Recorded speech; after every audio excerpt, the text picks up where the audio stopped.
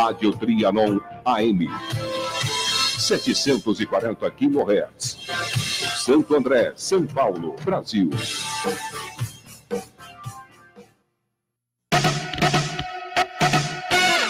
Está no ar Gente que Fala, o melhor programa de debates do rádio brasileiro. Gente que Fala tem texto e direção geral do jornalista Fausto Camunha. Gente que Fala reúne de segunda a sexta-feira formadores de opinião para discutir as principais notícias do dia. Gente que Fala tem o selo de qualidade ABCOM.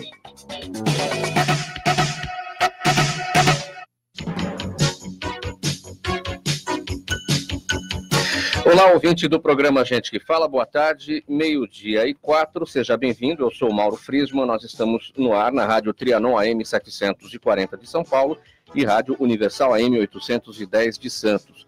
Você nos assiste pelas redes sociais, no Instagram e no Facebook. Eu te convido para curtir as nossas páginas, todos os nossos canais na internet e acessar o nosso blog, é o gentequefala.com.br.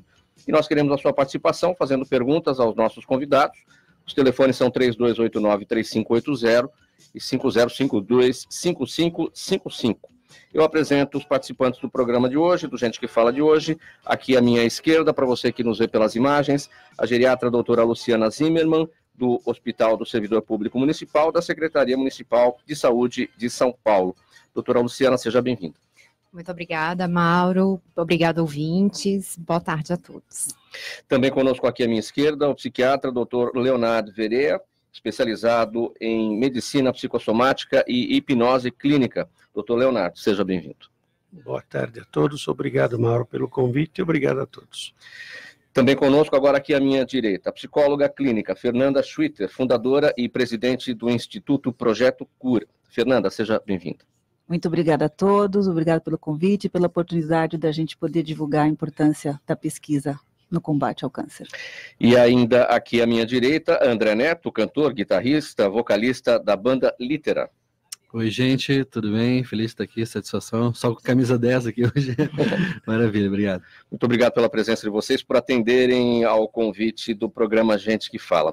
Vamos aqui ao nosso primeiro tema. Eu vou começar com você, André. A Litera, banda independente de Porto Alegre, está lançando o terceiro álbum da carreira, chamado Arquétipos, o Encontro com a Sombra, que é literalmente uma viagem que traz muitas experiências relacionadas à astrologia, símbolos, sonhos, estudos e memórias de Carl Jung, fundador da psicologia analítica. A banda define a experiência como um conceito, um enigma, e lança um desafio. Você tem coragem de encarar a sua própria sombra? André, você tem? Pô, arrancamos já que vocês lançam um desafio, eu vou fazer essa pergunta primeiro. Dale. Pois então, eu gosto de acreditar que sim, mas eu não tenho essa certeza. Mas eu acho até que a gente fez isso para que a gente pudesse lidar com essa situação, assim, de olhar o quanto eu posso olhar para a relação com meu pai, com meu avô, com minha mãe, e quanto as coisas que neles me incomodam, o que elas têm em mim, na verdade, o quanto eu reproduzo isso. E, enfim, são situações que são delicadas, assim, né? A partir do álbum, assim, eu comecei, pelo menos, a começar a perguntar. Acho que já foi um grande início, assim, sabe? E o público da gente também começa... A gente faz turnê, geralmente, na Europa, em Portugal, e a galera fala português, enfim, daí fica mais fácil a comunicação. E lá esse assunto é um pouco mais claro, a sensação que eu tenho, assim, né? Aqui, quando a gente está falando desse aspecto, assim, o Jung tem um lance que ele fala que não existe uma copa de uma árvore que encoste no céu sem as suas raízes encostar no inferno, né? É mais ou menos isso, assim, parece que a gente tem esse lance da selfie, de querer uma imagem projetada com aquilo que a sociedade encara como algo aceitável, né? Tanto que a gente acaba essa experiência aqui, que atende por nome de André, se identifica tanto com essa selfie que, na verdade, perde a própria essência, né? Então é uma coisa muito maluca. Então dizer que sei ou não, eu não sei se eu me enrolo muito para falar porque eu tenho a lua em peixes, mas é mais ou menos isso, que é o questionamento do que a resposta. O que é encarar a própria sombra? Porque tem aquela brincadeira que diz, a sombra está comigo enquanto eu estou no sol, né? Se pintar uma nuvem ali, ela é a primeira a sair fora, né? O que é isso? Acho que onde tem luz tem sombra, né? Então, começa por aí. Acho que ninguém aqui, em nenhum lugar no mundo é só bom ou só mal. Eu acho que somos as duas coisas, né? Reconhecer esses aspectos acho o primeiro passo. Eu tenho um amigo, o Chilton, que fala um troço maravilhoso. Ele fala como imaginar uma camisa, a vida da gente é imaginar uma camiseta branca que a gente passa lá o dia inteiro jogando lama. O dia inteiro jogando lama. Dali 10 minutos tu para. Compara isso aí numa igreja ou em um processo de meditação e tal. Depois tu volta a jogar lama. E no outro dia, tudo de novo. Joga lama, para por 10 minutos, vai rezar, vai meditar. Isso não vai fazer com que a camisa se auto-limpe. O processo é parar de jogar lama. Parar de xingar as pessoas, de se acalmar no trânsito, ter uma relação mais harmônica com as outras pessoas, não ser tão polarizado. O André, às quartas-feiras aqui no Gente que Fala, a gente trata um tema que talvez seja dos mais caros para todo mundo, que é a saúde. Hoje a gente vai falar sobre Outubro Rosa, câncer de mama, essas coisas relacionadas. Como é que a sua música, como é que a música da banda Litera leva essa temática da saúde para o público? Eu acho que é mais nessa parte psíquica mesmo. Eu estou só com camisa 10 aqui, é perigoso essas perguntas eu falar, mas eu estou é um ponto de vista artístico, né? Muitas das pessoas que se identificam, porque eu acho que é a forma mais fast food, assim, digamos, das pessoas se começarem a se questionar através da arte. A arte é uma grande ferramenta, né? A arte é mosaica, né? Se conectar com o divino, né? Que é aquilo que a gente acredita. Então, quando as pessoas, mais ou menos, nos procuram, o primeiro disco que a gente tinha um adesivo, que era Você Já Viu um Amor Impossível, tem 52 mil adesivos espalhados por aí. No primeiro instante parece algo muito, muito simples de responder, né, sobre um amor impossível. Mas quando começa a aprofundar o questionamento sobre o que é possível, sobre o que é socialmente possível, as coisas ficam mais profundas. Então as pessoas começam a nos mandar depoimentos. E é aí que a gente tem que começar a encaminhar, porque na verdade a gente não tem estrutura, porque artisticamente a gente também está no processo, né? Não somos os profissionais capacitados a resolver essas situações, né? Às vezes as pessoas mandam depoimento de suicídio e tal, enfim, são coisas muito delicadas, né? A gente tem acompanhamento do Centro da Vida 188, do qual a gente sempre indica para as pessoas, porque nós também somos essas pessoas que estamos tentando entender qual é, né? Qual é o sentido, para onde nós vamos, qual é o propósito, o que eu estou fazendo é relevante para as pessoas, né? Eu entendo que eu estou aqui com o microfone, muitas vezes estou no palco, e sei da responsabilidade que isso é, né? E privilégio também.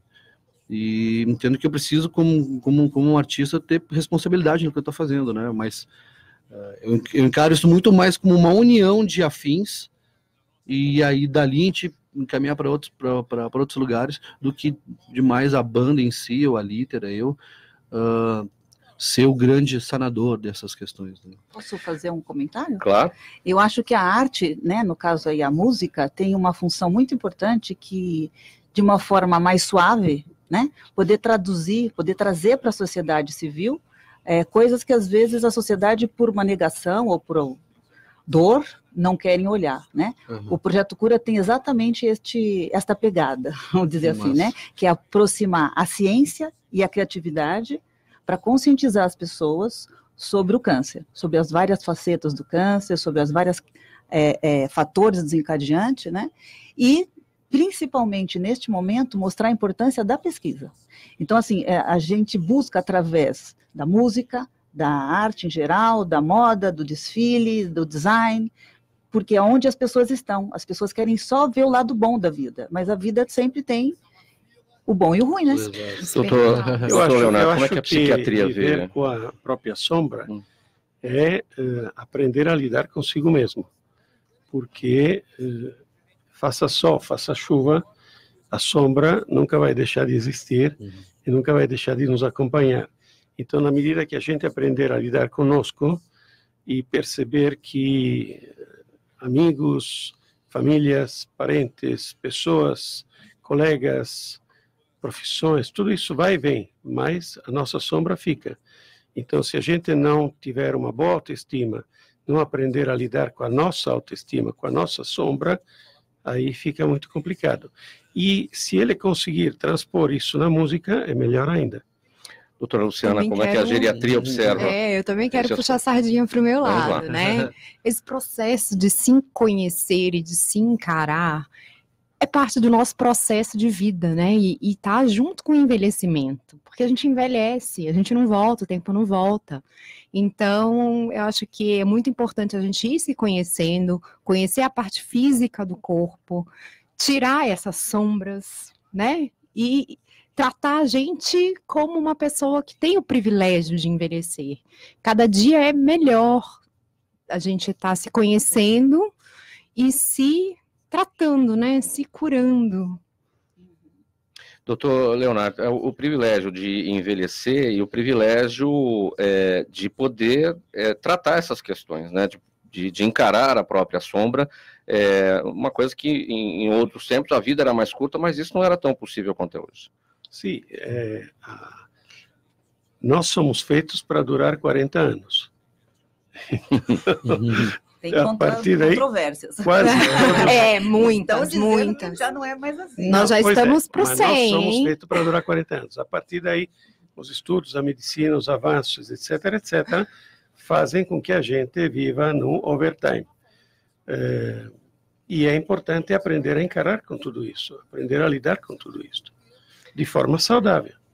Hoje, na geriatria, a gente ainda vê muito e muitas questões no sentido de eu não quero ficar velho, eu nunca estou velho para procurar o geriatra, mas a gente tem que encarar esse overtime como um grande avanço da ciência também, que está avançando, inclusive, na cura de várias doenças. Hoje a gente está aqui para falar do câncer, e sim, tem cura, tem mudança no estilo de vida, mudança na qualidade de vida e no nosso envelhecimento. Eu lembro que a minha avó era uma velha de 40 anos, 50 anos.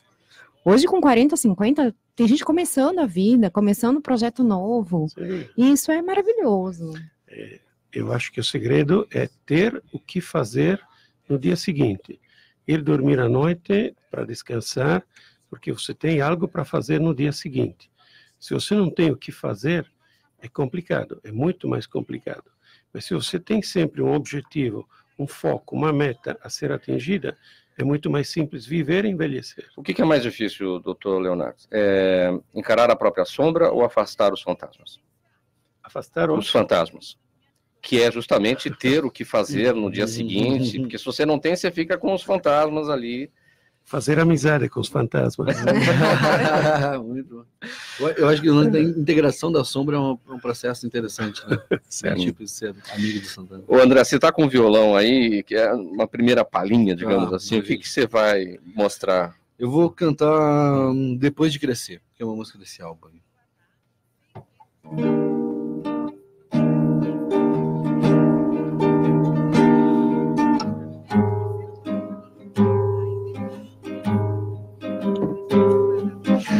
A memória é o primeiro passo pra se conhecer, Santa, sei emagrecer, se é certo vai saber. A gente passa os dias, reality show de TV, romântico vencer, dá o primeiro passo, pisa no vazio que o chão cresce por inteiro, cresce por inteiro. E eu que me senti seguro, eu que me derrotei e me pus no meu caminho, como só eu sei fazer. E eu que me senti seguro, eu que me derrotei e me pus no meu caminho, triste homem feito,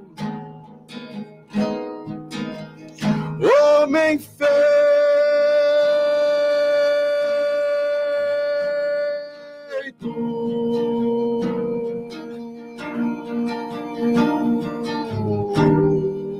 que chama essa música, André? Depois de Crescer. Muito bem, mais para frente, ao longo do programa, a gente fala um pouquinho como é que a gente acessa o álbum de vocês. Aqui o André Neto, que é o vocalista da banda Litera. Vamos seguir para o próximo tema. O envelhecimento acarreta mudanças no organismo e traz consigo dificuldades nos 5 sentidos: visão, audição, olfato, paladar e tato. Mas além desses problemas, é preciso ficar atento ao surgimento de doenças comuns à idade, como a depressão, o câncer e as doenças da demência, o mal de Parkinson, o Alzheimer. Doutora Luciana Zimmermann, dá para não ter essas coisas?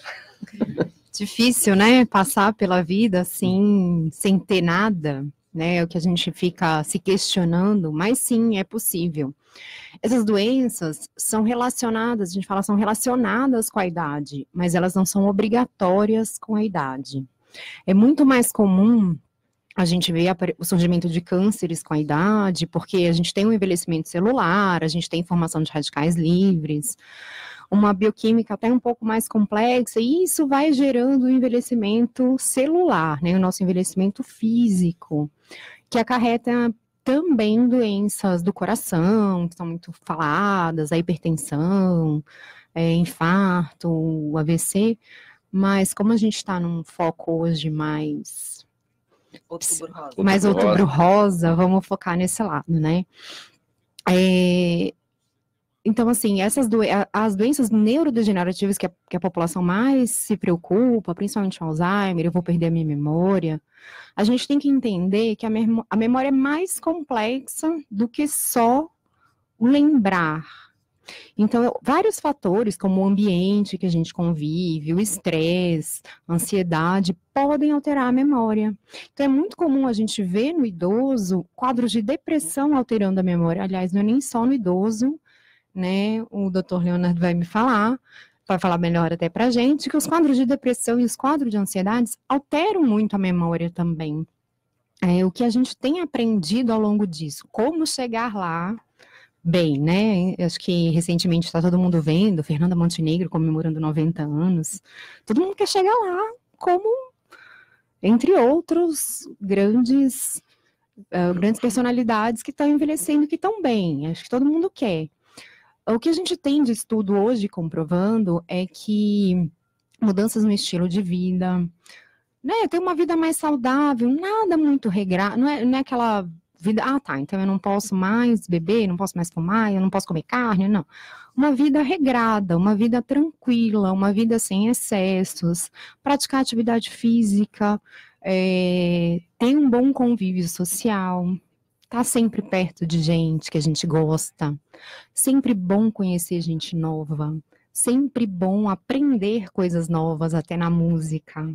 E a própria música como terapia. Então a gente tem que estar rodeado, se ajudando e com gente perto para ajudar, para a gente envelhecer bem. Doutor Leonardo, do ponto de vista psiquiátrico, quais são outros fatores determinantes, além desses que a doutora Luciana já destacou, para a longevidade? Quer dizer, o estilo de vida, a questão de lidar bem com o ambiente, com o estresse, o que tem de determinante também na psiquiatria? Ela falou tudo, só que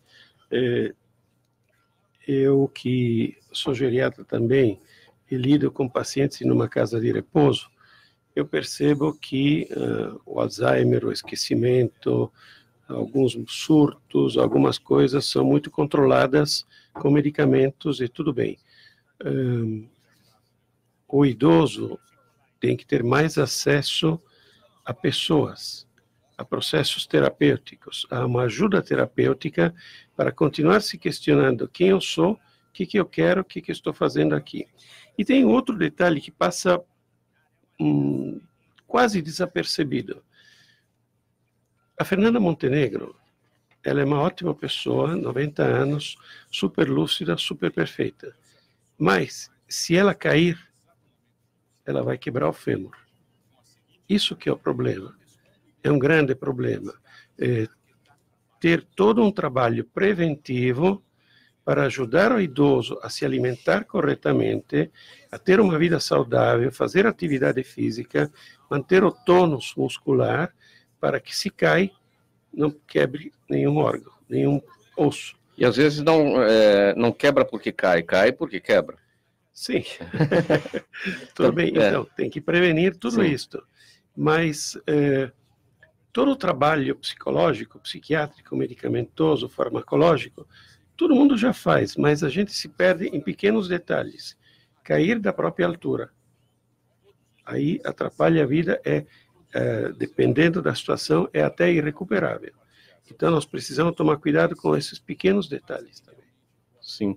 Agora, essa questão do ambiente, ela é fundamental para todas essas doenças do câncer, especialmente, estamos no Outubro Rosa, ou isso tem a ver com a genética, o que pesa mais?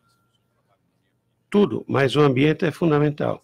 Nós precisamos nos preservar e cuidar para que possamos sempre ter contato com pessoas queridas e com pessoas que nos agreguem alguma coisa. O idoso, pela própria idade, pelo esquecimento, é muito mais fácil ele dificultar a aproximação, a socialização com as pessoas. Então, temos que promover a aproximação com pessoas queridas, pessoas que nos agregam, que nos agradam. Posso complementar também, doutor Leonardo? E que a gente, antes de ter perdas de memória, que a gente, antes de esquecer, que a gente lembre disso, que o social é importante, então vamos manter os nossos contatos sociais, não vamos entrar, não só na rede social, tá, gente? Isso não vale. Vamos ver o cara a cara, vamos conhecer um ambiente novo, vamos num show, vamos...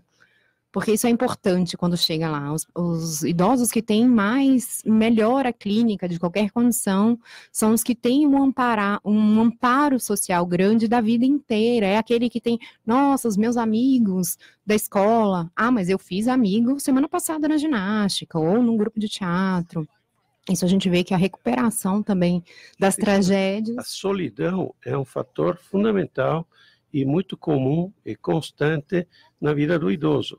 E, efetivamente, se a gente usa a nossa vida para se preparar para viver menos essa solidão, fica muito mais simples. É um trabalho preventivo que começa desde que somos crianças. Agora, há comprovações, por exemplo, no caso do Alzheimer, que é um problema seríssimo, de que as pessoas que tiveram uma vida social mais intensa, que eles tiveram contatos sociais mais intensos, foram mais felizes, se estressaram menos.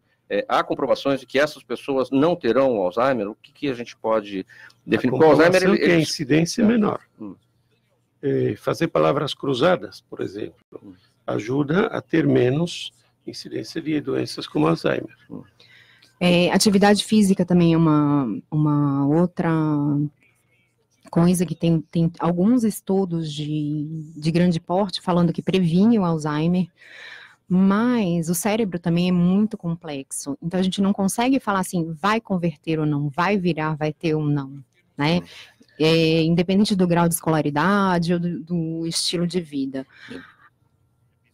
Fernanda, pode falar. Então, eu vejo assim, que independente de qual seja a doença, né, ou do que seja o ser humano, ou principalmente o brasileiro, tem muita dificuldade de tomar consciência das coisas, né? Assim, tomar consciência e transformar.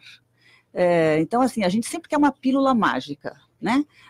Tenho tal rotina, isso me agrada e eu sei que talvez me faça mal, mas para mudar eu tenho que fazer uma renúncia, né? Ou uma renúncia de algum prazer, ou eu tenho que fazer um sacrifício, né? Ou eu tenho que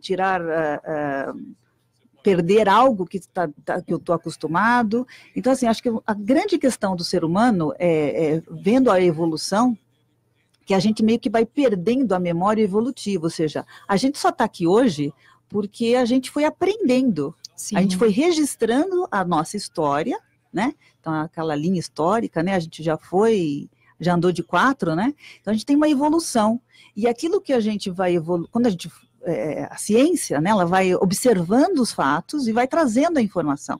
E a conscientização é a gente querer ver os fatos, Sim. digerir, processar e transformar. E se a gente não gerar conhecimentos novos, a gente não vai evoluir. Então, a gente, para poder evoluir como espécie, né, e não só como espécie humana, mas dentro desse sistema que planeta Terra, tudo isso está envolvido com a vida, né? Então, são São pedacinhos de um quebra-cabeça que a gente tem que tomar consciência, saber os efeitos, a relação, e o que a gente faz com tudo isso? Bom, vamos entrar aqui no assunto do câncer de mama. A campanha Outubro Rosa é de fundamental importância para promover a conscientização sobre a prevenção do câncer de mama. Porém, a proposta vai muito além disso, pois cria uma excelente oportunidade para que o câncer ocupe lugar de debate, um lugar no debate nacional, para que os países investam não só em prevenção e tratamento, mas também em pesquisas e produção de conhecimento local, porque, segundo os especialistas, essas são as principais armas na luta contra a doença. Fernanda, a gente consegue medir algum tipo de resultado a partir... A gente vê sempre, cada mês agora tem uma coloração diferente para chamar atenção para um determinado tipo de doença. No caso do Outubro Rosa, a gente consegue medir como é que anda a conscientização sobre os cuidados em relação à prevenção? O que eu percebo é o seguinte, que fica... eu estava mencionando agora sobre a importância da conscientização, né? Mas a gente também tem a coisa da transformação, sair da mesmice da conscientização, você vê todo mundo, Outubro Rosa, muitas instituições de assistência, que é muito importante a assistência, falar de mamograma, vamos doar mamografia. Ok, o que se faz depois com as mamografias? O que faz com o paciente que foi diagnosticado, né? Então, ou não se faz a mamografia antes dos 50, como muitas vezes noticia o próprio governo, e às vezes depois fala, não, tem que fazer a partir dos 40, ou seja, qual é a informação certa, né? Eu resido fora do Brasil já há algum tempo, e o que eu observo é tanto o envolvimento da sociedade civil como dos médicos, né, na busca de um conhecimento muito maior. Nos Estados Unidos, para cada 1 milhão de habitantes, tem 80 centros de pesquisa. No Brasil, na América Latina, para cada 1 milhão tem 2 centros, né? Então, nós estamos falando de quê? Não é de uma pesquisa que vai ser aquele médico lá no laboratório fazendo uma pesquisa de uma molécula, né? Nós estamos falando de pesquisas que elas têm várias etapas, e a última etapa dela é o que a gente chama de estudo clínico, que é o quê? É um tratamento.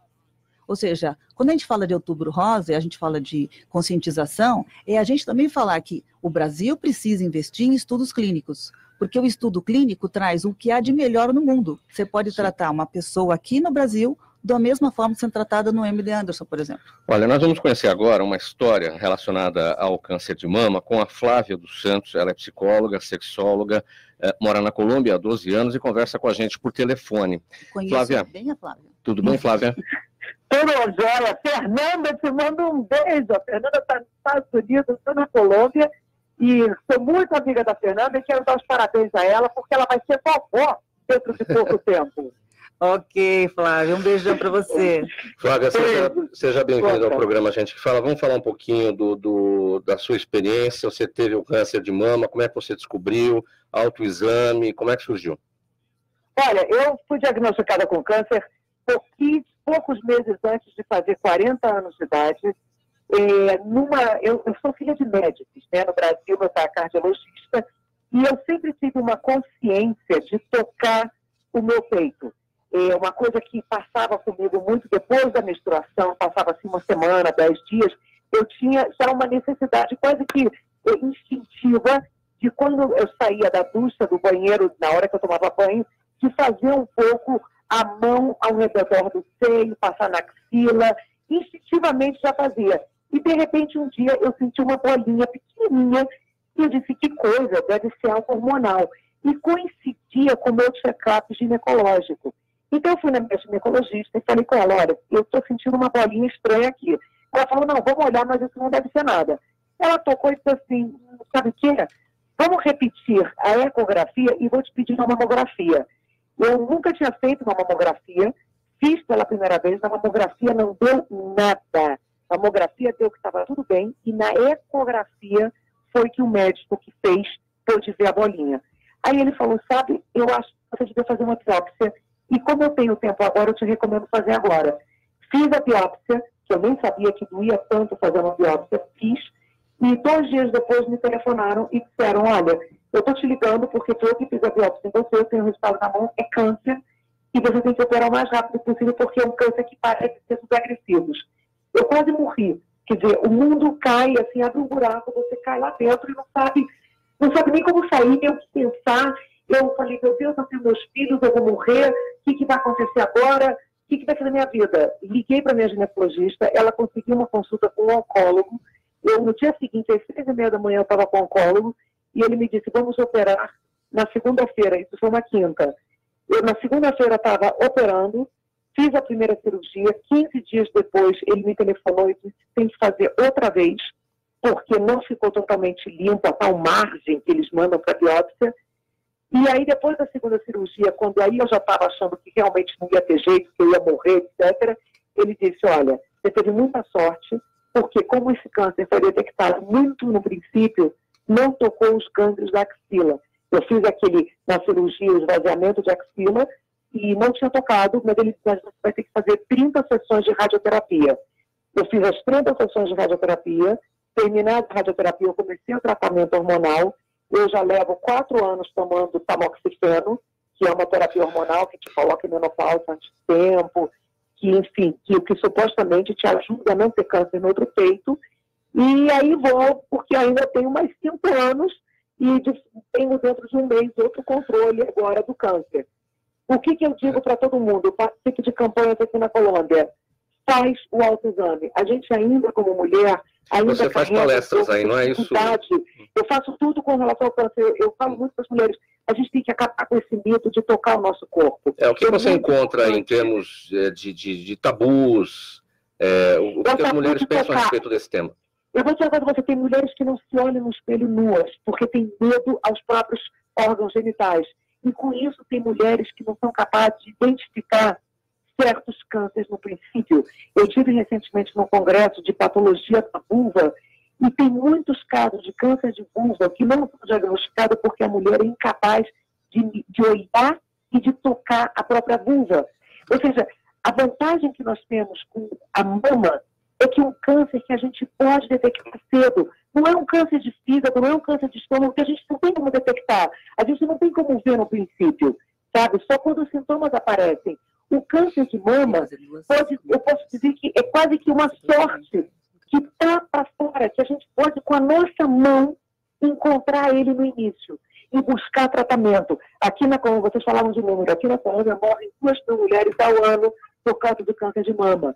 E cada vez mais as campanhas tratam de conscientizar que nós não precisamos morrer dessa doença. A gente pode evitar a morte. Da mesma maneira que um câncer de próstata não significa a morte, esse homem faz o controle, o exame do dedo, do toque a cada ano, nós mulheres também não precisamos morrer. É um câncer que mata, mas é um câncer que pode ser tratado. Tá bom. Flávia, a gente vai discutir aqui todas essas questões que você apresentou. Obrigado pelo relato, Obrigado a vocês. Boa sorte aí para você no trabalho. Obrigada. E nesse trabalho de conscientização que você faz aí na Colômbia em relação ao tomara que a gente consiga cada vez mais acabar com esse número e diminuir, aumentar a probabilidade das mulheres de conhecer o corpo, de tocar e evitar a morte com câncer. Tá ótimo. Eu gostaria de colocar 2 coisas que mencionou a Flávia. Uma é sobre a mutilação, né? No Brasil e na América Latina, a maioria dos casos das mulheres que são mutiladas, ou seja, que elas têm que fazer a mastectomia total, né? Muitos dos casos acontecem pelo diagnóstico tardio. Ou seja, a Flávia teve a sorte e a possibilidade de fazer um diagnóstico cedo, na hora certa, onde você tem uma alta taxa de cura. Sim. Agora, no Brasil, na América Latina, como as mulheres demoram muito no diagnóstico, no tratamento, muitas levam à morte ou à mastectomia geral. E muitas são abandonadas pelo companheiro por perder o seu seio. Ou seja, você está falando de saúde e também da parte emocional, né? Física e emocional. 2 questões que chamaram a atenção, Fernanda. A Flávia destacou que ela teve o câncer de mama antes dos 40, que não é normal, né? Geralmente acima dessa faixa etária, ou não, posso estar errado. E o segundo ponto, a mamografia não detectou. Ela falou na ecografia, foi esse o exame que realmente fechou o diagnóstico. Mas o que a gente vê, pelo menos na realidade brasileira, o exame que se faz por aqui, acho que o que tem disponível é a mamografia, e que para a mulher, muitas vezes, pela dor provocada, muitas vezes até a mulher não quer muito encarar também. A questão da conscientização que a gente começou falando, né? Ou seja, a gente tem a dialética, saúde ou doença. E para a gente evitar doença, a gente tem algumas questões, desde um painel genético, que é algo muito caro da gente fazer. No Brasil, nem os seguros particulares dão essa opção. Você tem que seguro privado, né? Você tem que fazer pagando. E que muitos cânceres estão ligados a uma questão genética, então o tratamento feito para um diagnóstico genético é diferente de um tratamento para um câncer que não seja genético, aí os médicos podem explicar melhor, mas a mamografia, com certeza, é um fator muito importante de prevenção, assim como o autoexame também, e em muitos casos você vai precisando de outros exames mais tecnológicos, como inclusive a ressonância magnética, né, para poder confirmar, e às vezes só depois da biópsia. Ou seja, a questão é que, infelizmente, a nossa saúde está tão comprometida que a gente está falando às vezes, de vidas e colocando só o cifrão na frente disso. Sim, até para complementar, tanto o que a Flávia quanto o que a Fernanda está falando, a ecografia, Mauro, é o nosso ultrassom. A gente chama de ultrassom de mamas, tá? Então é um exame barato, é um exame acessível, é fácil de conseguir. Mas interessante que a Flávia conseguiu descobrir isso pelo toque, né? Realmente, acho que antes dos 40, a gente não tem a rotina de fazer nem a mamografia, nem o ultrassom de mamas, não são todos os médicos que a gente vê solicitando esses exames, principalmente da área de ginecologia, tá? A minha faixa etária, a partir, que o geriatra costuma atender acima de 60 anos, a gente pede de rotina a mamografia para essas mulheres, e muitas vezes a gente tem que pedir associação também do ultrassom, né, para fazer o diagnóstico. Só que, e aí, né, Fernanda? A gente fez o diagnóstico, e aí? Eu acho que é o mais difícil, começar Tem um estudo encarar, que né? a gente foi desenvolvido pelo LACOG, que é a instituição pela qual eu fundei o Projeto Cura, né, que é para arrecadar fundos para o LACOG, que está em Porto Alegre, desenvolver as pesquisas multicêntricas, que foi acompanhado 3.000 mulheres, é o maior estudo de câncer de mama brasileiro, chama Amazonas, e esse estudo mostra que 43 alguma coisa por cento das mulheres são diagnosticadas por volta dos 40 anos, ou melhor, antes dos 50. Antes dos 50. Olha, para muitas mulheres, o diagnóstico de câncer de mama é considerado uma sentença de morte. É comum que a paciente saia do consultório arrasada e sem esperança de recuperação. Essa condição ainda é mais cruel quando identificada a necessidade de mastectomia, que é a retirada da mama. Por esse motivo, o acompanhamento psicológico é essencial para que a mulher possa entender o seu momento e como os medos e as angústias interferem na resposta positiva ao tratamento. Doutor Leonardo, a Flávia, ela destacou justamente isso, aqui o que eu falei no começo. Ela achou que ia morrer, essa questão da sentença de morte. Em 2017, tiveram 17 mil óbitos por câncer de mama. Em 2019, a previsão é que tenha 60 mil casos de câncer de mama no Brasil. Por isso que existe a campanha, porque é uma forma na qual todos nós estamos envolvidos. Por exemplo, estamos aqui para falar disso, para que a maior parte das pessoas possa ter acesso a essas informações e esclarecer todas as dúvidas. Outubro Rosa começou no Parque Ibirapuera, em São Paulo, em 2002. Então, de lá para cá, muitas coisas mudaram, inclusive os exames. A própria mamografia, as técnicas de mamografia, a ressonância, a ultrassonografia, muitas técnicas mudaram, apesar que a dor da mamografia não é nada, uma né? dor não é nada, né? extremamente... Não é nada, uma enxaqueca depois de tomar alguns tragos numa noite. Dizem, eu nunca fui mulher, mas dizem que para quem tem filho, a dor da mamografia passa, não tem problema. Mas custo-benefício, o custo da dor ultrapassa os benefícios, o benefício é muito maior. Mas, de qualquer forma, a autoconscientização faz com que a mulher se toque, se olhe. E, a partir daí, de novo, eu vou ser um pouco do contra, o companheiro, o parceiro. O parceiro tem que ajudar, o parceiro também tem que ser esclarecido. Inclusive porque 1% dos cânceres de mama são para os homens. Então, o parceiro dessa mulher, de todas as mulheres, tem que ser esclarecido e tem que incentivar a mulher para fazer todos os exames e se prevenir. Doutora... Principalmente depois que aconteceu a cirurgia, a mastectomia, nós observamos como as mulheres têm receio por elas se sentirem menomadas, de continuar uma relação, etc, etc. E os homens também têm dificuldade em tocar a mulher, em olhar para a mulher, em perceber essa cicatriz e continuar a vida normal, inclusive a vida sexual entre todos. Doutora Luciana, como eu já destaquei aqui no início, essa questão da saúde ser um dos assuntos mais caros para a sociedade, acho que antes até da educação, sem educação, sem saúde você não vai para a escola, sem saúde você não vai trabalhar, sem saúde você não faz nada. E a gente tem... Mas a gente precisa de muita educação para ter saúde. A gente tem um grande problema nessa área, no poder público, inegavelmente, cobertura curta, falta dinheiro daqui, dinheiro dali. De que maneira a mulher pode contar com o poder público para essas questões relacionadas ao câncer de mama? Você que representa a Secretaria Municipal de Saúde. Falando um pouquinho aqui de São Paulo, mas o Brasil inteiro tem implantado o SUS, né? O Sistema Único de Saúde, que dá esse direito à atenção básica. Então, é via posto de saúde, via unidade básica de saúde, tá? É via UBS. A gente tem uma cultura latina, principalmente América Latina e América do Sul, de procurar um médico para resolver problemas, e não de procurar o médico ou o serviço de saúde, não necessariamente só o médico, porque a gente precisa e conta com tratamentos e com diagnósticos e com suporte de outras áreas da saúde também. A gente precisa ter essa cultura de que quanto antes melhor. A gente leva a criança no pediatra periodicamente e todo mundo acha isso normal.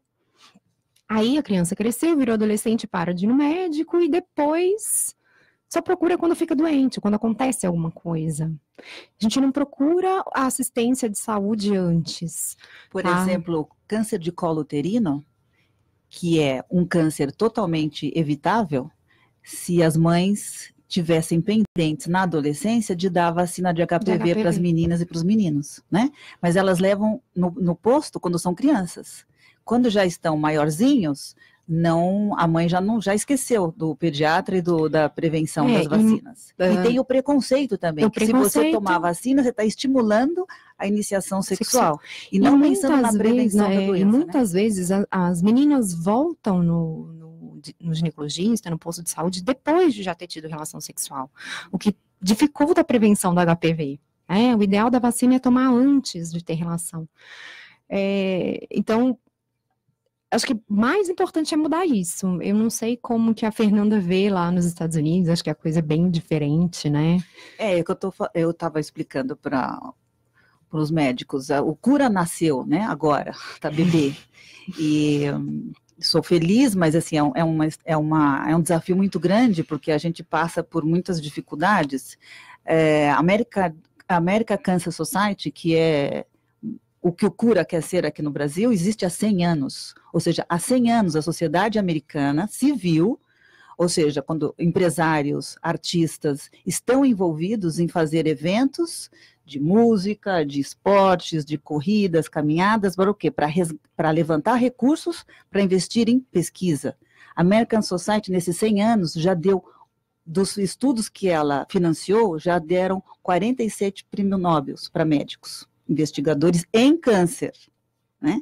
Então, assim, a gente está nascendo agora, temos meses de vida, nós somos mas nascemos como uma plataforma do LACOG, que é uma instituição que está em Porto Alegre, que desenvolve pesquisa. Então, assim, a gente precisa, acho que o Cura nasce no Brasil com o objetivo de convidar toda a sociedade, né, para juntos a gente ter a consciência de que a gente vai precisar do investimento de todos os setores para levar a informação, para trazer novos tratamentos e para desenvolver os nossos tratamentos. Eu fiquei sabendo, quando eu era voluntária da American Society, que eu fiz uma caminhada, né? Paciente, voluntária e agora cura.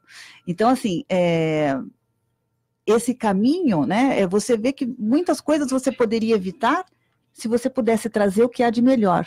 E para trazer o que há de melhor, por exemplo, as judias, acho que os doutores podem dizer, elas têm características genéticas que vão dar um tipo de câncer diferente das negras, diferente Sim. das americanas. E as latinas?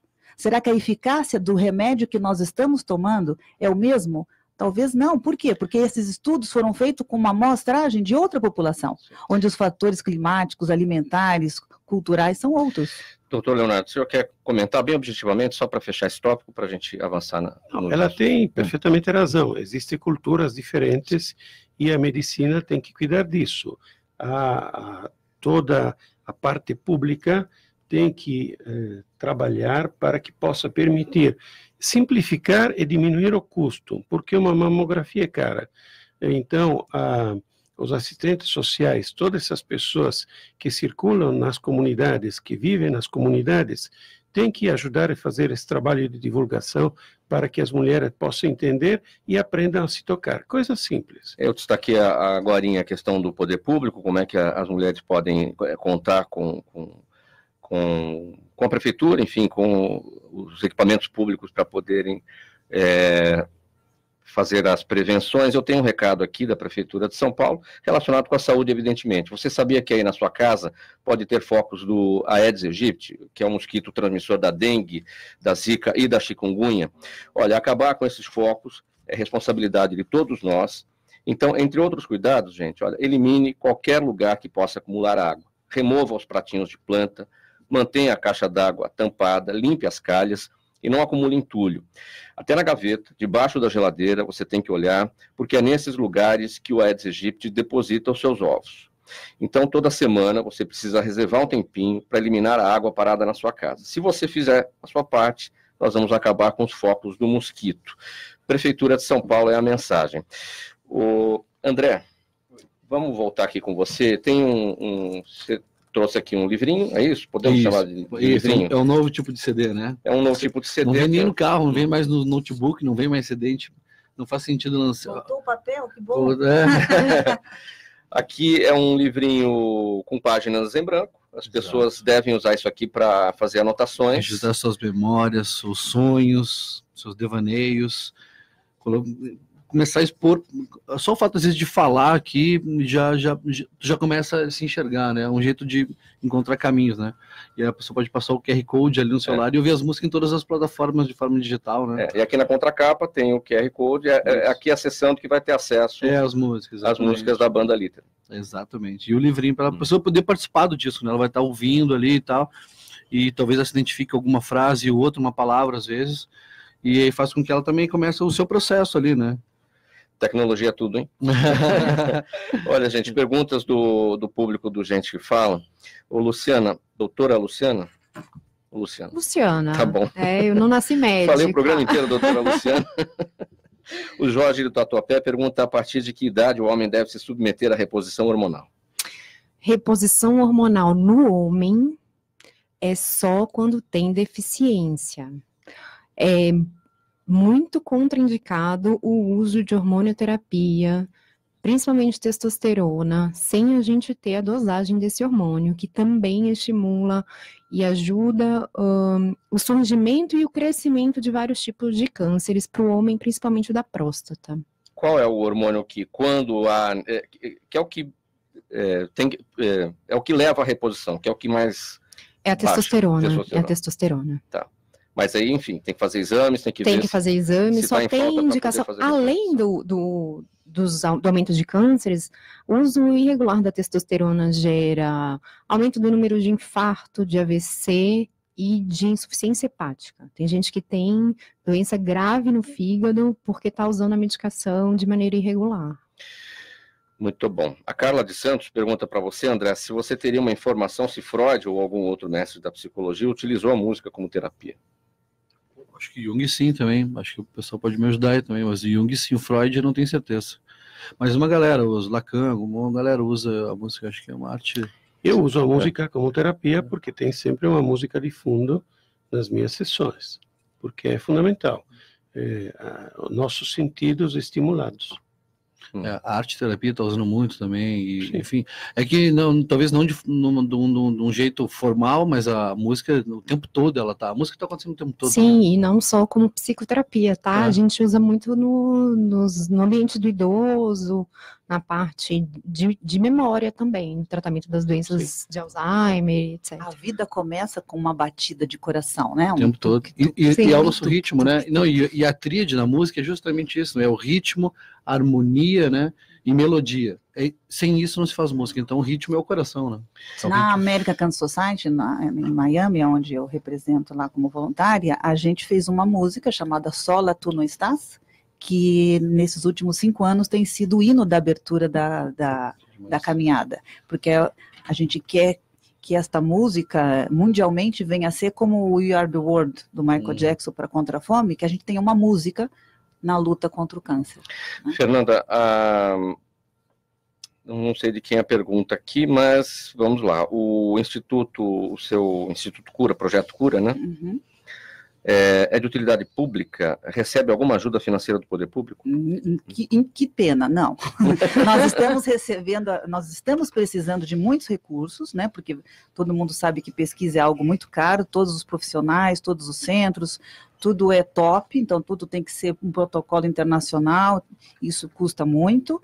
Nós estamos, nesse momento, fazendo uma vaquinha, né, uma plataforma chamada Vaquinha, para um estudo chamado Neosamba, fase 3, que justamente é um estudo 100% brasileiro, que vai acontecer em 12 centros, só atendendo pacientes do SUS, o IBCC, ICESP, INCA, em Porto Alegre 2, e esse estudo visa justamente fazer com que o câncer HER2 negativo não volte na mulher. Gente, 12h54 agora no programa Gente que Fala. Eu preciso fazer um intervalo, que eu já estou bastante atrasado com isso, não é, Fabiano? Então a gente vai para o intervalo e volta em seguida. Até já com mais perguntas do público. Sabe o que a Prefeitura de São Paulo está fazendo com mais de 250 serviços municipais? Descomplicando. O Descomplica SP. De volta com o programa Gente que Fala, 12h55, aqui na Rádio Trianon, com mais perguntas do público. O Jaime do Jardim Bonfilholi, doutor Leonardo, pergunta o seguinte: a sua posição sobre o tratamento de reversão sexual, chamada cura gay. Pergunta do Jaime do Jardim Bonfilholi. É bem-vinda para quem pode se aproveitar disso, sem problema algum. Sim, também tem uma pergunta que veio pelo Facebook, da Rita Escárdua, acho que é isso, Rita Escárdua. No ambiente profissional, doutor Leonardo, como os gestores e colegas devem agir com a mulher com câncer de mama? Devem agir ajudando a mulher, não rejeitando a mulher. Muitas vezes acontece que nos ambientes profissionais a mulher é colocada no ostracismo por ser portadora de uma doença como essa, enquanto que ela precisa da solidariedade dos colegas, dos gestores, que precisam entender o momento que ela está vivendo, então ter um pouco de flexibilização na questão do horário, da rigidez com o horário nas tarefas, e perceber que ela precisa se tratar, então muitas vezes ela precisa se ausentar para poder fazer todos os tratamentos, que seja clínicos, terapêuticos, que seja invasivos, radioterapia, etc. Então precisam ter tolerância. E evidentemente, infelizmente é o que muito acontece, não demitir essa mulher porque ela tem um câncer. André, faz mais uma palhinha para a gente, 30 segundinhos, o tempo do programa já está acabando e eu vou para as despedidas de vocês todos. Vamos lá, mais um pouco do som da banda Litera. Mergulho. Primeira vez, tanta fascinação de serenas ondas desde então. Joguei-me ao mar, além da arrebentação, encerrei as contas, mudei de mão pra ser como um barco a navegar, pelos portos quero passar, lá por maio eu vou voltar. Eu sei que remadas me chamam, disfarce me chama, não faz esse drama, não leve a mal, tô na arrebentação, tô levando junto toda nossa paixão. André Neto, como é que chama essa faixa da Banda Lítera? Mergulho. Banda Lítera de Porto Alegre, banda independente. André Neto, sua mensagem final aqui para o nosso programa. Ouçam disco novo, tá em todas as plataformas, e troquem mensagem. A gente tá recebendo bastante mensagem, é muito legal, e queria agradecer muito a oportunidade experiente de estar aqui com essa galera, camisa 10 mesmo. Foi muito enriquecedor, e eu saí daqui envaidecido de estar no meio desse time aqui. Muito obrigado, André Neto. Fernanda Schwitter, sua mensagem final, os seus canais, o Instituto Projeto Cura. Eu queria agradecer a oportunidade de estar aqui e pedir que todo mundo que está aqui, que está nos escutando, seja um multiplicador, né, do que está escutando, e que entre no nosso site www.projetocura.org, nas nossas redes sociais. Estou viajando hoje para a SBOC, o Congresso Brasileiro de Oncologia, e, enfim, precisamos de artistas que deem a cara para o projeto, empresários, imprensa, médicos, né? Para a gente poder fazer disso realmente uma ação transformadora. Doutor Leonardo Verea, sua despedida, palavra final, seus canais. Minha despedida é para que a mulher se toque muito e ensine seu parceiro a tocá-la. E a partir daí as coisas vão melhorar. Quem quiser mais informações sobre o meu trabalho pode entrar no site www.verea.com.br. Doutora Luciana, sua mensagem final, seus canais, os canais da Prefeitura de São Paulo para esse assunto do câncer de mama. Obrigada a todos pela participação, foi fantástico estar discutindo esse assunto tão importante de saúde. Minha mensagem é prevenção, sempre. Não deixem para procurar o serviço de saúde quando o problema está instalado. Procure antes, se toque, procure atendimento para prevenção. Se tiverem alguma dúvida, eu tenho a minha página no Facebook, doutora Luciana Geriatra, e tem os canais da Secretaria Municipal de Saúde também no Facebook, com o pessoal da comunicação. Muito obrigada. Muito obrigado pela presença de vocês todos, pela gentileza, em nome da equipe do programa Gente que Fala, a geriatra doutora Luciana Zimmermann, o psiquiatra doutor Leonardo Verea, a psicóloga clínica Fernanda Schwitter e o cantor, guitarrista, líder da banda Lítera, vocalista da banda Lítera, André Neto. Na mesa de som, Fabiano Souza, na chefia da equipe técnica da Rádio Trianon, Sérgio Souza, apresentação minha, Mauro Frisman, pauta e redação Pedro Schiavon, diretora de produção Zenilda Salvato, direção geral do programa do jornalista Fausto Camunha, do outro lado do programa Gente que Fala, você, ouvinte, a razão da nossa presença aqui. Muito obrigado pela audiência, pelo carinho aqui com a gente. Tchau, até amanhã.